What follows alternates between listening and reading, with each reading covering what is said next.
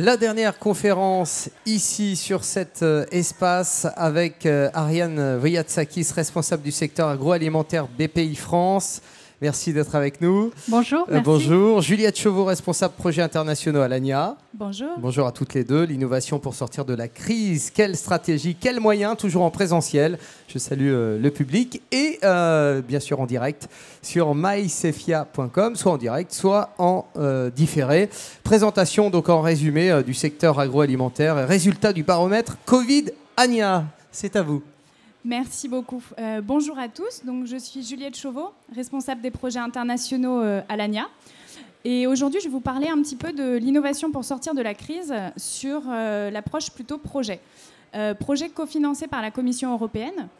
Pourquoi cette thématique? Pour moi, il y a deux choses qui peuvent intéresser les entreprises. Déjà, vous donner une idée un petit peu de l'état de la recherche autour de l'alimentaire au niveau européen. Et ensuite, surtout, de vous donner des outils puisque tous les résultats de ces projets sont publics. Donc de vous montrer un petit peu tout ce à quoi vous avez accès à travers ces projets européens. Donc petite présentation très rapide de l'ANIA, Association nationale des industries alimentaires, pour ceux qui ne connaissent pas. Donc on représente à peu près 17 000 entreprises, dont 98% de PME. Avec pour mission de défendre, représenter leurs intérêts et de les accompagner dans leurs procédés d'innovation, notamment à travers le département recherche et innovation. Aujourd'hui, je vais vous parler de trois choses principalement. La première, ça sera les résultats du baromètre ANIA post-Covid-19. Ensuite, les différents projets qu'on a pu mener à l'ANIA ces dernières années et qu'on souhaite mener dans les années à venir. Et enfin, on fera un petit focus numérique sur les projets qui émergent et sur les tendances qu'on voit émerger au niveau européen. Pour commencer, donc, le baromètre ANIA Covid et les résultats. On a déjà communiqué sur ces résultats, donc tout est disponible en ligne, il n'y a pas de souci. Donc, pour revenir un petit peu sur ce baromètre, plus de 600 entreprises interrogées. Ça a eu lieu donc l'année dernière. Mais ce sont des résultats qu'on retrouve encore aujourd'hui. Finalement, ce sont des tendances qui ont un impact et qui vont en avoir sur les années à venir également. 3 points principaux. L'impact négatif sur le chiffre d'affaires, ça n'est pas une surprise. Ensuite, donc, la hausse des coûts pour les IAA. Donc, on se retrouve avec des entreprises qui ont du mal, qui voient leurs coûts augmenter, parfois jusqu'à 9-10% selon les entreprises. On a aussi des projets de recherche qui ne se mènent plus, finalement. On a constaté que 2 entreprises sur 3 ont abandonné les projets de recherche qu'elles avaient prévus, et d'innovation, évidemment. Et enfin, on a constaté aussi un recul par rapport aux innovations, donc de tout ce qui était transition écologique, transition numérique. Et donc ça a forcément un impact, puisqu'on vient de le voir, ce sont des tendances qui sont très prenantes auprès des consommateurs français. Donc, nos conclusions, les besoins des entreprises après ce baromètre. Donc, on a un réel besoin d'accompagnement des projets d'investissement. On a besoin d'un accompagnement pour la transition numérique, écologique et pour l'économie circulaire également. On a aussi besoin d'innovation contre la hausse des coûts des matières premières, de la maintenance et de l'équipement, donc potentiellement des solutions un petit peu différentes, alternatives, pour pallier à cette hausse des coûts. Et enfin, de l'innovation pour la compétitivité et la hausse du chiffre d'affaires. Donc là, on voit que c'est plus large, mais il y a des projets plus spécifiques par rapport à cette thématique. Pour répondre à ces défis, donc moi, je vais vous présenter plusieurs projets qui sont menés par l'ANIA ou avec l'ANIA, au niveau européen, donc qui implique des dizaines de partenaires autour de l'Europe, qui s'intéressent aux meilleurs moyens finalement d'innover pour répondre aux besoins des entreprises sur différentes thématiques. Donc moi je vais vous présenter, on va dire, 3 thématiques de projets un petit peu différentes. La première concerne l'évolution des outils et des pratiques. Comment faire évoluer vos outils, comment faire évoluer vos pratiques de production pour répondre à vos besoins post-crise. Ensuite, finalement, ce sera une thématique très recherche, nouveaux modes de distribution. On parlait du local juste avant. Comment est-ce que les industries agroalimentaires peuvent finalement s'intégrer dans ces thématiques-là? Parce qu'on sait que c'est un petit peu plus difficile pour certaines. Et enfin, donc, comment s'adapter aux besoins du marché, notamment en termes de formation. parce qu'on le sait, on a des problèmes de recrutement dans l'industrie agroalimentaire. C'est un gros défi. Et donc, il faut s'intéresser aux employés de l'agroalimentaire de demain. Comment les former et comment faire en sorte de former cette future génération. Donc, je ne vais évidemment pas rentrer dans le détail de ces projets, mais vous donner plutôt des idées de ce sur quoi on travaille en ce moment au niveau de la recherche européenne. Donc, pour les outils et pratiques, on s'intéresse en ce moment énormément au calcul de l'empreinte environnementale des produits. Donc, il y a beaucoup de projets au niveau européen qui se concentrent là-dessus. Donc, j'en ai cité 2 ici. Le projet PEFMED, donc, qui avait pour objectif finalement de calculer l'empreinte environnementale de différents produits et qui a donc incité différentes entreprises à mettre en place ces procédés de recherche et potentiellement d'adapter leur production après coup. Et le projet LIFE qui, lui, s'intéresse notamment, donc le projet LIFE Render, à l'empreinte environnementale des produits laitiers. Donc tous les résultats de ces projets sont évidemment publics et disponibles et peuvent vous donner des idées d'innovation qui peuvent être menées dans les entreprises. À savoir que dans la plupart de ces projets, on a des entreprises pilotes qui vont tester les solutions innovantes qui ont été développées au niveau de la recherche, qui témoignent et qui acceptent toujours d'en discuter avec plaisir. Un autre point très important pour nous, le projet Rain Waste, qui correspond à la réduction des déchets inorganiques dans la production alimentaire. Donc on vient d'en parler, tout ce qui est emballage, c'est un sujet qui est très important. Maintenant, comment les réduire en fonction de votre équipement? Les défis logistiques, on sait que c'est des choses qui sont assez complexes. Ce projet vient de se terminer. Tous les résultats sont disponibles en ligne, donc n'hésitez pas à aller jeter un coup d'œil. Au niveau des nouveaux modes de distribution, on vient d'en parler, le local, important, les consommateurs en veulent plus. Maintenant, comment intégrer les industries agroalimentaires dans ces démarches locales? On mène actuellement un projet de recherche à ce niveau-là, qui va étudier différentes méthodes et qui va proposer des supports de formation pour les industries agroalimentaires qui souhaitent s'intégrer dans des dynamiques plus locales. Donc je vous invite à suivre l'actualité de ce projet si ça vous intéresse. Et on est toujours intéressé de discuter avec des entreprises qui souhaitent aussi s'insérer dans des dynamiques plus locales. Et enfin, cette problématique d'adapter la formation pour répondre aux besoins du marché. Comme on le sait, problème de recrutement dans l'industrie agroalimentaire. Pour y répondre, nous, on a développé et on fait partie de plusieurs projets. Une initiative qui nous tient particulièrement à cœur, vous connaissez peut-être le concours Ecotrophelia, l'innovation alimentaire. Donc plus de 400 produits nouveaux créés depuis les années 2000. On a beaucoup de startups qui ont été lancées, vous en connaissez peut-être. Et donc ça, c'est vraiment un projet qui nous permet d'encourager les étudiants de l'alimentaire à développer de nouveaux produits, à aller dans l'entrepreneuriat au niveau alimentaire pour répondre aux nouveaux besoins des consommateurs. On a aussi des projets de recherche donc pour accompagner ce concours, pour développer des formations et pour vraiment amener le potentiel des étudiants à son point maximum. Et un autre projet aussi pour harmoniser la formation alimentaire au niveau européen, puisqu'on se rend compte qu'il y a beaucoup de disparités. Or, quand vous travaillez dans l'agroalimentaire en France, vous pouvez avoir envie d'aller en Allemagne, d'aller en Espagne. L'objectif du projet Fields que je présente ici, c'est justement d'harmoniser un petit peu les formations et de vous permettre à terme d'être mobile en fait, au niveau du secteur agroalimentaire européen. Donc, on a aussi des projets qu'on aimerait mener, mais qui se développent assez rapidement sur le numérique. 3 points principaux sur le numérique pour 2021-2022, donc qu'on considère comme des tendances et qu'on aimerait vraiment exploiter. Si vous avez des exemples, n'hésitez pas à m'en parler plus tard. Premièrement, la réalité virtuelle.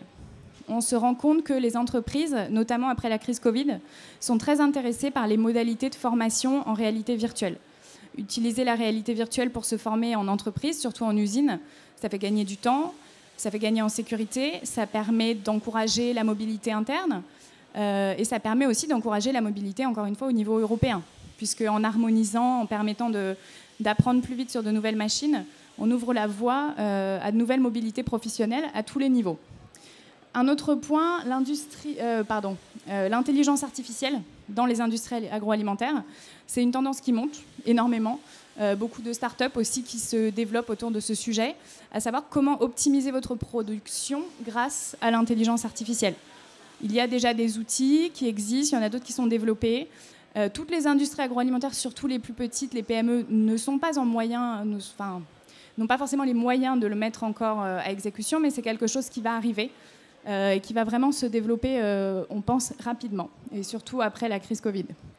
Et enfin, Numalim, donc plateforme de données sur l'agroalimentaire, sur les produits renseignés par les entreprises. Donc ça, c'est aussi quelque chose qui nous intéresse beaucoup. Il y a eu une conférence aujourd'hui sur la blockchain. On connaît l'importance des données, de la transparence pour les consommateurs, et c'est un sujet qui va rester. Et on s'attend à voir émerger pas mal de projets européens sur ce thème dans les prochaines années. En conclusion, donc, vous avez ici une liste des projets de recherche qui sont menés par l'ANIA. Si vous voyez des projets qui vous intéressent, vous souhaitez en discuter, vous souhaitez potentiellement faire partie d'une action pilote, n'hésitez pas à me contacter. Vous voyez que finalement les sujets de recherche sont presque illimités.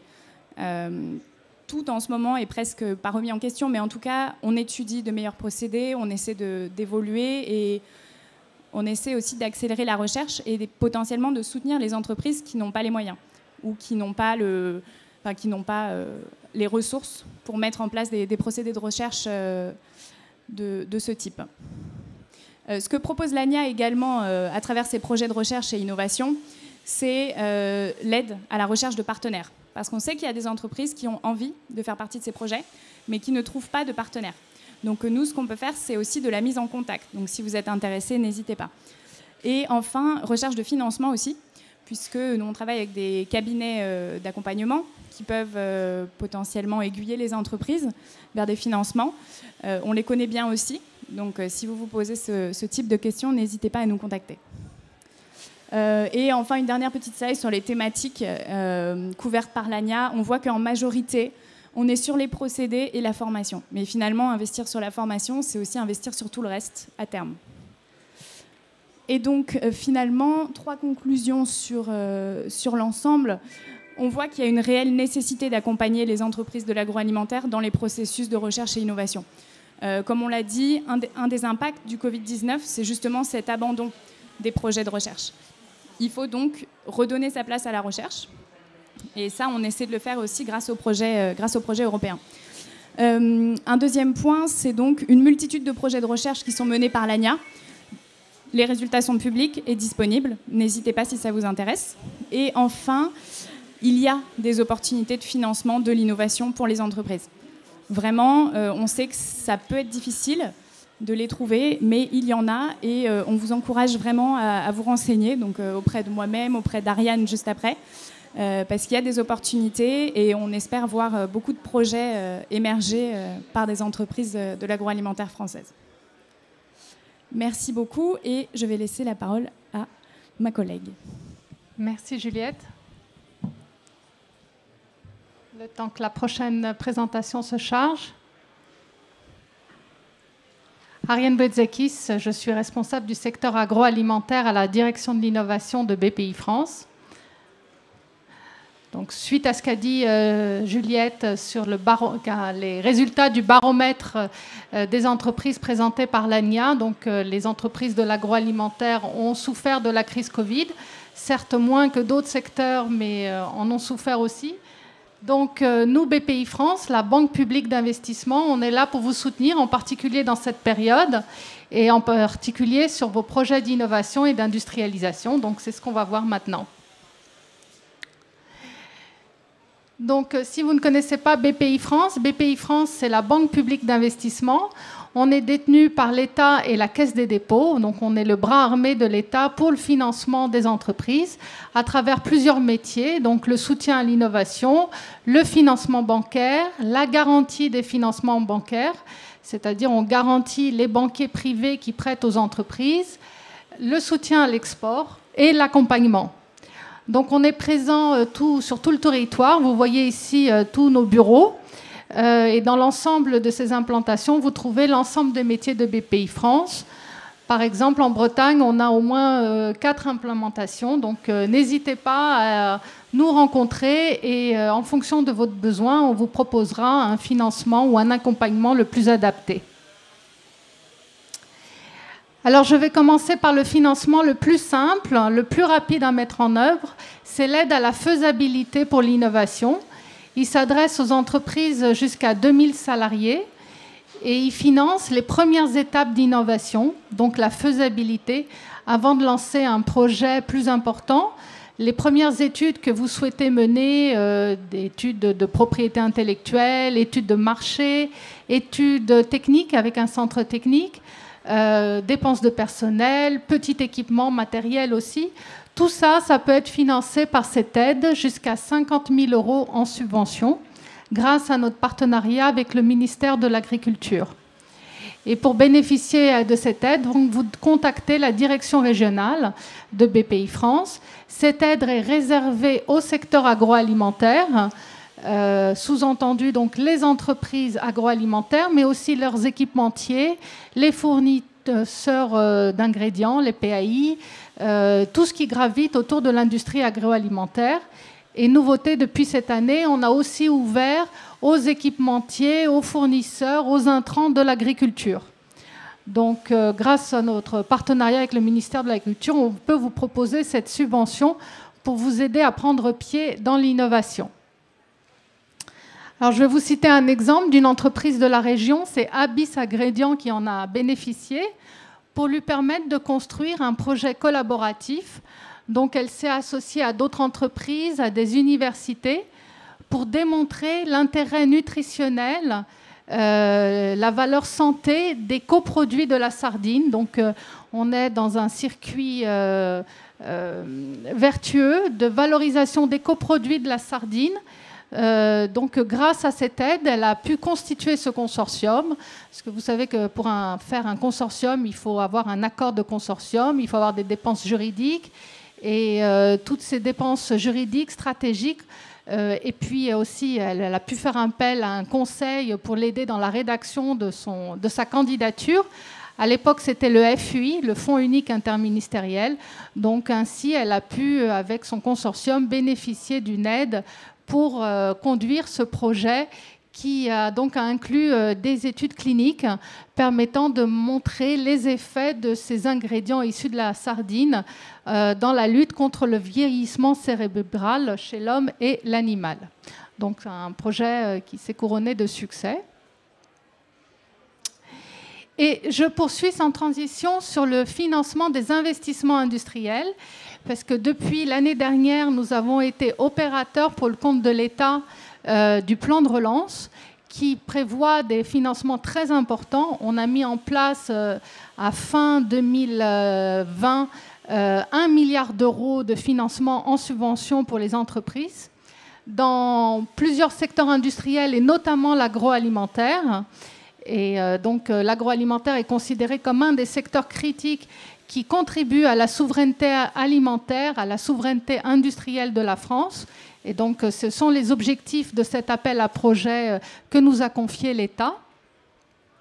Donc, il s'adresse à toute taille d'entreprise, PME, grandes entreprises. Et on va financer donc les investissements industriels, donc des investissements de capacité, investissements productifs, des investissements liés à la transformation écologique, à la transformation numérique, à la R&D, tout ça sous forme de subventions. Donc c'est un appel à projet dont vous avez ici les références. Vous avez aussi une FAQ qui vous aide à composer votre dossier. Et donc il y aura une dernière relève. On attend les annonces du ministre pour une dernière relève en septembre et ça sera la dernière. Donc n'hésitez pas, c'est des financements très attractifs, très importants pour financer la réindustrialisation. Et je vais vous donner quelques exemples bretons.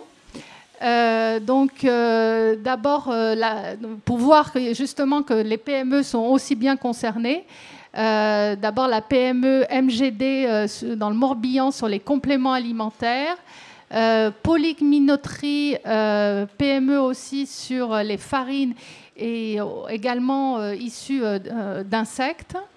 J'ai du mal à voir, je vais me rapprocher, excusez-moi. Spirumarine, donc c'est pour de la production de spiruline dans le Morbihan, et Tribala Noyal, donc ETI, en Ille-et-Vilaine, pour des produits à base de légumineuses et de céréales fermentées, grâce à un nouveau procédé de fermentation, pour offrir des nouvelles sources de protéines et donc améliorer l'autonomie protéique de la France. Voilà quelques-uns des projets qu'on a soutenus grâce au plan de relance. Je poursuis par aussi un nouvel appel à projet. C'est l'appel à projet IDEMO qu'on a lancé il y a quelques semaines. C'est tout nouveau, ça s'inscrit dans le cadre du programme des investissements d'avenir. Et la nouveauté, c'est aussi qu'on a tout simplifié. Avant, il y avait plusieurs opérateurs, ADEME, France Agrimaire, BPI France. Maintenant, il y a un seul guichet, c'est BPI France, donc, qui regroupe l'ensemble des ex-appels à projets en un seul appel à projet, IDEMO. Alors, IDEMO, c'est deux parties. C'est d'abord les projets monopartenaires, c'est-à-dire une seule entreprise, quelle que soit sa taille, qui a un projet de R&D appelé démonstrateur. Donc, c'est un projet qui vise à lever des verrous technologiques avant de passer à la phase industrielle. Et il faut un minimum de budget de 2 millions d'euros. Donc, c'est des projets qui peuvent aller sur plusieurs années, d'où les budgets relativement importants. Le deuxième volet de IDEMO, c'est des projets collaboratifs. Donc, c'est des consortiums de recherche qui associent donc des PME, des grandes entreprises, des instituts de recherche. Donc, c'est la valeur de la collaboration qui génère des innovations. Et là, on attend des projets de plus de 4 millions d'euros, encore une fois, sur des durées qui peuvent aller jusqu'à 5 ans.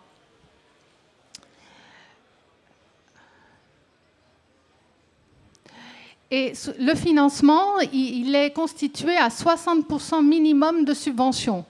Donc, c'est des financements très attractifs aussi. Il n'y a plus d'intéressement si vous avez connu cette époque. C'est très simple. Donc, il y a de l'avance récupérable pour une partie minoritaire et de la subvention qui peut aller de 60 à 75%. Et je précise que les instituts de recherche, ils peuvent être aidés jusqu'à 100%. Donc, c'est très intéressant pour une entreprise de s'associer à un laboratoire de recherche, de puiser de la science, puisque les dépenses du laboratoire peuvent être financées jusqu'à 100%. Donc, sur notre site internet, vous trouverez le cahier des charges de cet appel à projet, le contact Antoine Roux pour vous aider si vous avez des questions, l'adresse mail, son téléphone. Donc, n'hésitez pas à consulter cet appel à projet. Et je vais finir par vous présenter un exemple de projet collaboratif, donc pour vous montrer l'intérêt de constituer des consortiums de recherche. Vous avez donc deux grandes entreprises qui se sont associées, Le Safre et Bell, à une start-up qui est Abolis, une start-up technologique très innovante, et des instituts de recherche issus de l'INSA, du CNRS et de l'INRAE, qui se sont donc associés pour porter un projet ambitieux visant à mieux comprendre les écosystèmes microbiens utilisés dans l'industrie agroalimentaire pour la fermentation, comme le fromage, le pain. Donc, un projet qui associe des méthodes innovantes de haute résolution, un logiciel de modélisation in silico des réactions biochimiques. Donc, tout l'apport des instituts de recherche et de la start-up pour lever des verrous, pour mieux comprendre ces écosystèmes microbiens et pour former, pour concevoir des nouveaux produits plus sains, plus savoureux, sans additifs, naturels, donc grâce à la fermentation. Donc c'est un projet sur plusieurs années qui a bénéficié d'une aide de 5 millions d'euros. Voilà, nous vous remercions de votre attention et nous sommes prêts pour les questions. Vous en avez. Merci.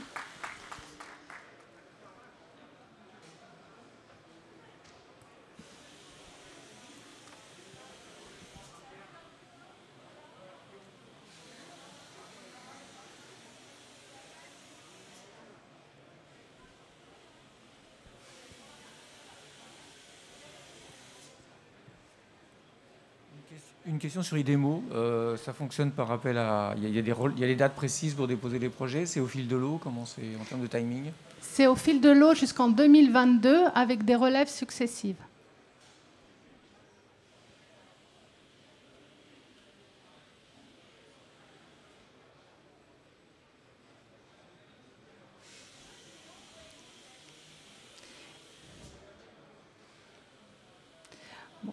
Si vous n'avez pas d'autres questions, il nous reste à vous remercier.